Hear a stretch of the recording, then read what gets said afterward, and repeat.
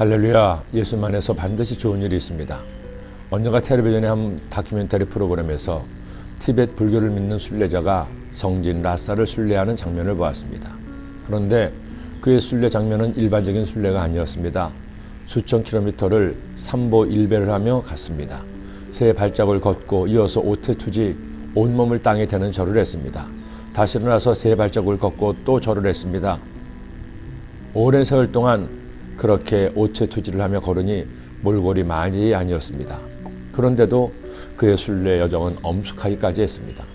저는 그 모습을 보면서 안타까우면서도 경건함을 느꼈습니다. 절개까지 하면서 자신이 믿는 신앙을 위해 최선을 다하는 모습에 숙연한 마음이 들기도 했습니다. 모든 종교에서 신은 인간에게 뭔가를 요구합니다. 더 많은 노력, 더 많은 수고, 희생을 해야 구원을 받고 신의 은총을 누릴 수 있다고 주장합니다. 불교도, 이슬람교도, 힌두교도, 심지어 무속신앙도 착할 것을, 의로울 것을, 선행할 것을, 신을 위한 헌신을 요구합니다. 사실은 구약의 언약도 마찬가지였습니다. 이 세상 만물을 창조하신 야훼 하나님께서 죄로 인해 죽을 수밖에 없는 인간을 구원하시려고 한 민족을 택하셨습니다. 아브라함의 자손 이스라엘 민족을 택하셔서 그들에게 율법을 주셨습니다. 그리고 율법의 말씀으로 하나님과 이스라엘 사이에 언약을 맺으신 겁니다. 율법의 말씀대로 살면 구원을 받고 말씀대로 살지 않으면 멸망당할 것임을 약속했습니다. 욥도 이런 율법에 따라 의롭고 정직하게 살려고 열심히 살아왔습니다. 혹시나 자신이 하나님께 죄를 범해 징계를 받을까 염려하며 자신을 돌아보며 살았습니다. 그래서 자신은 나름대로 율법의 말씀대로 살아왔다고 자부하고 있었는데 어느 날 갑자기 고난이 덮처럼 덮친 겁니다. 그것도 상상하지 못한 고난이 차례대로 닥치는데 손쓸 방법도 피할 여력도 없었습니다. 이처럼 고난을 당해 정신을 차리지 못하고 있는데 친구들마저 그에게 내가 잘못한 것을 회개하라 윽박지르니 욥은 더 절망하고 탄식했습니다. 처음에는 엘리바스, 이어서 빌닷, 이번에는 나아마 사람 소발이 욥에게 이처럼 권면합니다. 만일 내가 마음을 바로 정하고 주를 향하여 손을 들 때에 내 손에 죄악이 있거든 멀리 버리라. 불의가 내 장막에 있지 못하게 하라. 그리하면 내가 반드시 흠없는 얼굴을 들게 되고 굳게 서서 두려움이 없으리니.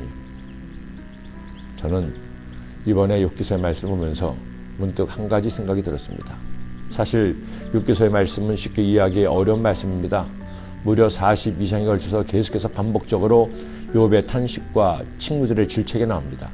마지막 부분에서 고난에 대한 위대한 결론이 나오지만 그것에 도달하기까지 여러 가지 문학적 반복을 통해 나오는 처절한 고난의 이야기에 마음이 무거워지기도 합니다.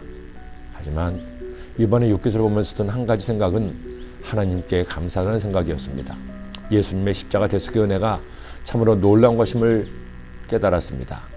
만일 인간의 구원에 대한 새로운 약속, 믿음으로 구원에 이르는 약속이 없었다면 우리는 지금도 욥기서의 탄식과 답이 없는 고난의 원인으로 인해 고통을 겪어야 했기 때문일 것입니다.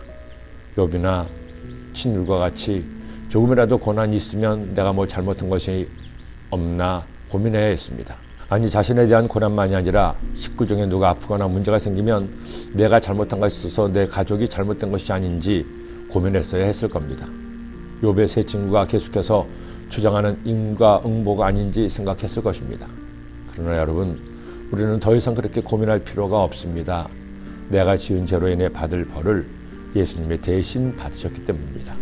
그러기에 그리스도인이 당하는 고난은 자신의 죄로 인한 받는 벌이 아닙니다. 욥의 고난이 그랬던 것처럼 그리스도인의 고난은 하나님의 선한 뜻 안에 더 좋은 것을 주시기 위한 은혜의 다른 길입니다. 그러니 우리는 고난을 만났다고 좌절하고 절망해서는 안 됩니다. 이 고난에도 하나님의 뜻이 있음을 생각하고 묵묵히 하나님 은혜를 기대하며 기도해야 됩니다.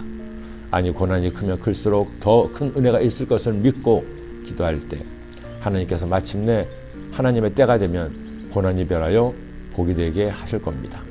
우리가 알거니와 하나님을 사랑하는 자 곧 그의 뜻대로 부르심을 입은 자들에게는 모든 것이 합력하여 선을 이루느니라. 아멘. 기도합니다. 하나님 아버지, 고난의 뜻이 있음을 기억하게 하시고 하나님의 선한 뜻을 잘 분별하여 더 큰 은혜가 고난을 통해 저들에게 말씀을 도와주옵소서. 오히려 기뻐하게 하시고 오히려 감사하게 하시고 오히려 기도함으로 승리하는 우리 모두가 되게 하여 주옵소서. 예수님의 이름으로 기도드립니다. 아멘.